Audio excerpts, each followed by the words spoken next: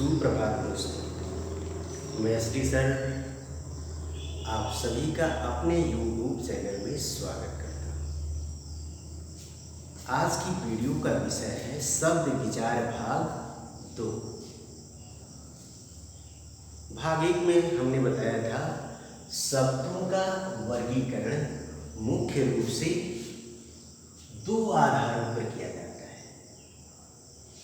सार्थक शब्द, निरर्थक शब्द। हमने भाग 1 में यह भी बताया था कि निरर्थक शब्दों का हिंदी व्याकरण में अध्ययन नहीं किया जाता है। आगे सार्थक शब्दों का वर्गीकरण कितने आधारों पर किया जाता है, क्योंकि सार्थक शब्दों का ही हिंदी व्याकरण में अध्ययन किया जाता है।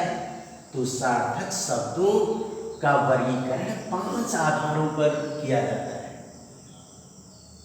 कितने आधारों पर? 5 आधारों पर किया जाता है। पहला आधार रचना या बनावट के आधार पर। पहला आधार क्या है? रचना या बनावट के आधार पर। दूसरा उत्पत्ति, उद्गम, स्रोत के आधार पर।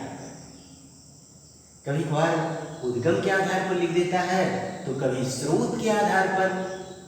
तो हमने तीनों नाम दे दिया, उत्पत्ति के आधार पर, उद्गम के आधार पर, स्रोत के आधार पर, बल्कि ये सब एक ही समानार्थी शब्द आप समझ सकते हैं। तीसरा आधार है प्रयोग के आधार पर। जो चौथा आधार है अर्थ के आधार पर। और 5वां विकार या व्याकरणिक प्रकार के आधार पर। दोस्तों, इस वीडियो में केवल रचना या बनावट के आधार पर शब्दों के कितने भेद होते हैं, इस पर ही केवल आपके साथ बातचीत करूंगा। एक बार पुनः अगर आप इसका स्क्रीनशॉट लेना चाहते हैं तो मैं थोड़ा सा हट जा रहा हूँ, आप स्क्रीनशॉट इसका ले लीजिए। और मैं आगे केवल रचना या बनावट के आधार पर ही शब्द के कितने भेद होते हैं इस वीडियो में इतना ही पढ़ाऊंगा। तो आप एक बार पुनः स्क्रीनशॉट ले सकते हैं। शायद आपने स्क्रीनशॉट ले लिया होगा, तो मैं अब मिटा दूं। ये सब इरेज हो गया, सब मिट गया। तो आज केवल मुझे रचना या बनावट के आधार पर ही शब्दों के कितने भेद होते हैं उस पर ही बातचीत बताना है, बातचीत करना है। अगर कोई समस्या रचना या बनावट के आधार पर हो तो आप जरूर कमेंट के माध्यम से हमसे बातचीत करें, कमेंट करें। हम उसको जरूर रीड करके बताएंगे और आपकी समस्या को सुलझाने की कोशिश करें। तो रचना या बनावट के आधार पर रचना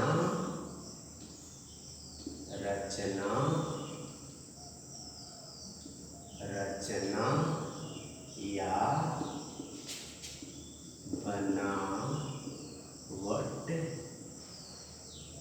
के आधार पर, रचना या बनावट के आधार पर शब्दों के 3 भेद होते हैं। नंबर 1 रूढ़ शब्द। कौन शब्द? रूढ़ शब्द। अब आपके दिमाग में प्रश्न उठ रहा होगा कि रूढ़ शब्द किसे कहते हैं, है ना? तो मैं आपको बता दूं, वे शब्द जो 2 शब्दों के मेल से न बने, वे शब्द जो 2 शब्दों के मेल से न बने हों, जिनके टुकड़ों का कोई अर्थ न हो, उसे रूढ़ शब्द कहते हैं। आया समझ में? नहीं आया? एक बार पुनः सुन लीजिए। वे शब्द जो दो शब्दों के मेल से न बने हों, जिनकी टुकड़ों का कोई अर्थ न हो, उसे रूढ़ शब्द कहते हैं। जैसे नाक, कान, राक्षस,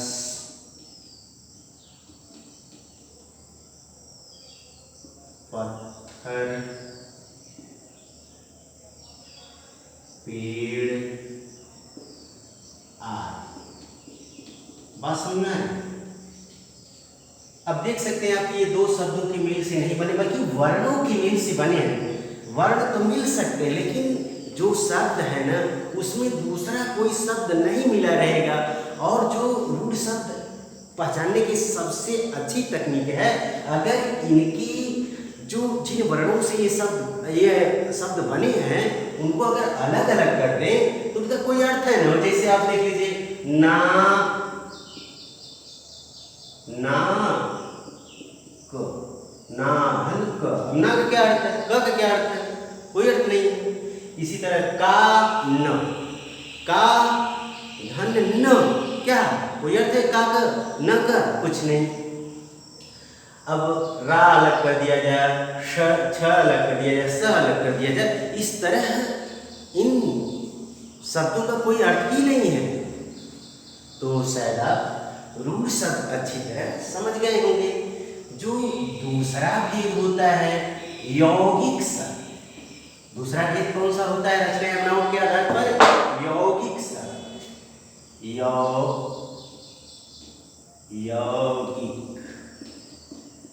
यौगिक शब्द, कौन सा? यौगिक शब्द। दूसरा भेद कौन सा? यौगिक शब्द। आप तो रूढ़ शब्द समझ गए होंगे, लेकिन यौगिक शब्द किसे कहते हैं?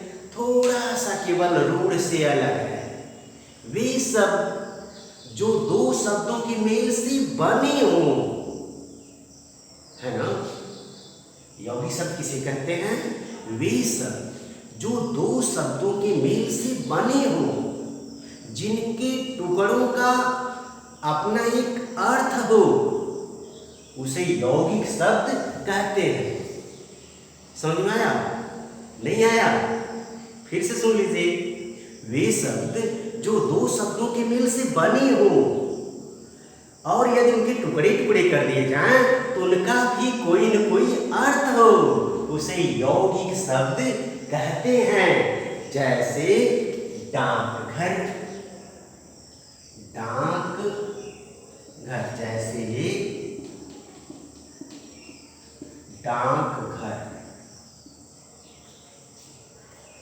डाकघर, चश्मा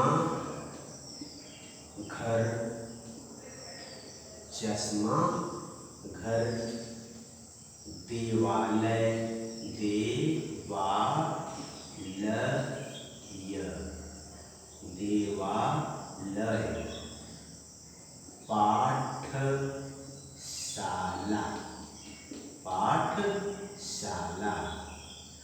पाठशाला।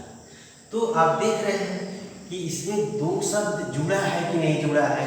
कौन कौन जुड़ा है? डाक और क्या जुड़ा है? घर। इनको दो शब्दों किससे जोड़कर डाकघर बना है कि नहीं बना है? तो डाक का भी एक अर्थ है पत्र आदि ले जाने की व्यवस्था। घर का अर्थ है जहाँ ये सब इकट्ठा पत्र आदि इकट्ठा किए जाते हैं, घर। और उसी तरह चश्मा घर, चश्मा आप जानते ही हैं, घर आप जानते ही हैं। उसी तरह देवालय, देव धन आलय, दो शब्द जुड़े हैं कि नहीं जुड़े?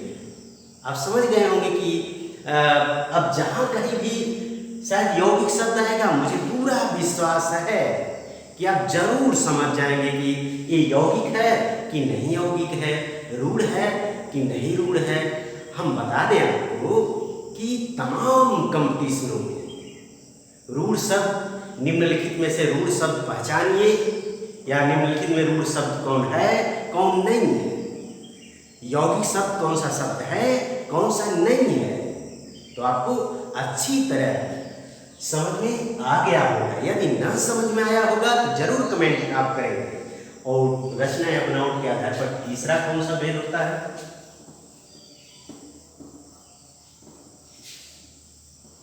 योग रूढ़ शब्द। तीसरा भेद कौन सा होता है? योग रूढ़ शब्द। योग रूढ़ शब्द। आप रूढ़ समझ गए, यौगिक शब्द समझ गए, तो रूढ़ क्यों नहीं समझेंगे? रूढ़ भी आप समझ जाएंगे, योग रूढ़ भी समझ जाएंगे। तो योग रूढ़ किसे कहते हैं? वे शब्द जो दो शब्दों के मेल से बने हों लेकिन जिनका कोई विशेष अर्थ हो, उन्हें योग रूढ़ शब्द कहते हैं। एक बार पुनः सुन लीजिए, नहीं तो योग रूढ़ शब्द शायद आप भूल जाए।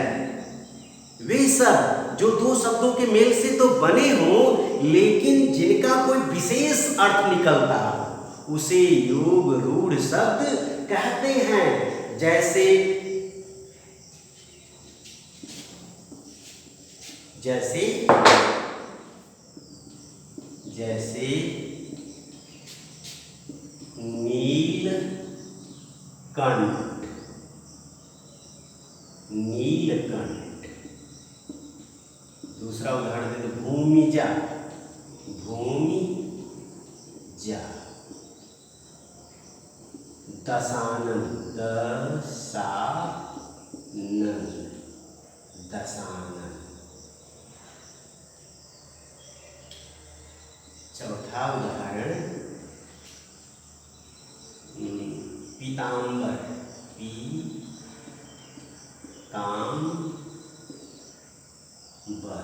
पीतांबर। पांचवा उदाहरण आपको दे दूं, महावीर। महावीर। बहुत उदाहरण हैं जिनको आपको योग रूढ़ शब्दों के उदाहरण में दिया जा सकता है। जैसे नीलकंठ। अब ये योग रूढ़ क्यों है? नीला है कंठ जिसका, अर्थात एक अलग अर्थ निकल रहा है। क्या निकल रहा है? शिव निकल रहा है, शंकर निकल रहा है। ये नहीं कि नीला कंठ, नीला और कंठ अलग करके यौगिक समझ ले, नहीं, कभी भी नहीं। इसका एक तीसरा अर्थ है स्पेशल साहित्य में। शंकर के लिए इस्तेमाल होता है नीलकंठ, भगवान शिव के लिए इस्तेमाल होता है। इसलिए ये यौगिक नहीं कह सकते, योग रूढ़ कह सकते हैं। भूमिजा। अब भूमि धन जा दो शब्दों के मेल से बना है, नहीं बना है कि नहीं बना है? भूमि धन जा बना है कि नहीं बना? बना है ना भूमिजा। तो दो शब्द तो जुड़ गए कि नहीं जुड़ गए?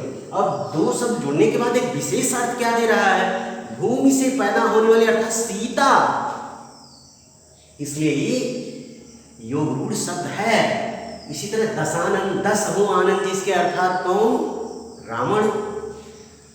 पीतांबर, पीला हो अंबर जिसका अर्थात कौन? कृष्ण। स्पेशल इनके अर्थ होते हैं। और महावीर, महान हो जो वीर, ये स्पेशल हनुमान जी के लिए इस्तेमाल होता है। तो मुझे आशा है कि आप रचना या बनावट के आधार पर जितने भी भेद होते हैं, तीनों भेदों को आपने अच्छी तरह समझा होगा। अगर कहीं कोई परेशानी होगी तो आप कमेंट करेंगे, मैं आपके कमेंट को सहर्ष पढ़ता हूँ। इसी के साथ मुझे इजाज़त दीजिए। धन्यवाद। बाय।